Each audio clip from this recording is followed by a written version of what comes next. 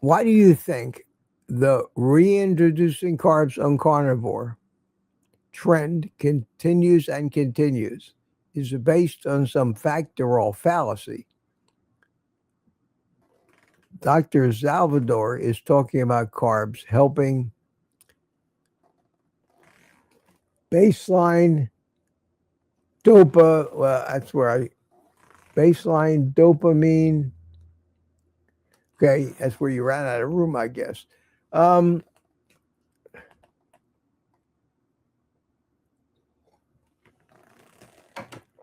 that that's the burning question.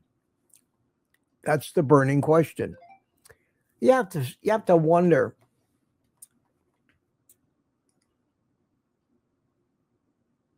You have to wonder if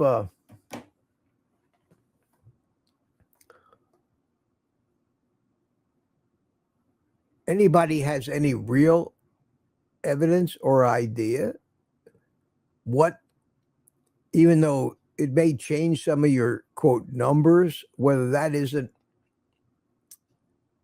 very easy to explain and isn't supposed to happen. Nobody knows. We have absolutely, nor will we ever have, any meaningful studies or tests to give us a conclusive answer to that question. The one factor that I look at that kind of keeps the whole thing going. In other words, you said they're still talking about this. I don't think it'll ever be settled. But think about it this way.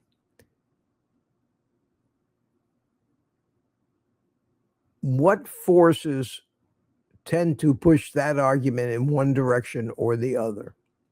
What forces would cause people to want to believe that it's good for them to add carbs versus the forces that want them to say it's not good? The major force of any, call it a movement, is people hear what they want to hear. So if you took all the people out there, do they want to hear that carbs are good for them? Or do they want to hear that carbs are bad for them? Well, they're mostly carb addicts. So, more likely to believe the people who are telling you to add carbs. Exactly as I feel about coffee. It's a bias. So, yes, it's not going to go away. Does it have any validity? I don't think so. I don't think you're going to do yourself any harm, especially shorten your lifespan by not eating carbs. But do we want to eat carbs? Hell yeah, we're addicts. We're addicts. Now, imagine if the same argument, the same thing was true with alcohol. And there were people out there getting clicks on videos telling you why drinking is good for you. You can't drink too much. Don't believe all these people that say it's hurting your liver or anything else. People would want to believe that because they want to drink. So be very careful that the addiction bias, let's call it that, the addiction bias to alcohol, coffee, smoking, or anything isn't pushing you more in that direction. So yes, when I see a video, it comes out and tells me all the reasons why I need to add carbs, I go, whoa, would that be true? Wouldn't that be great? I could just have that pint of Ben and Jerry's ice cream every day. I want to believe that I could. I would love to. Unfortunately, I'll be fat and sick, in pain, miserable, and killing myself if I did that. But that's not the way I would rather it. Nobody likes.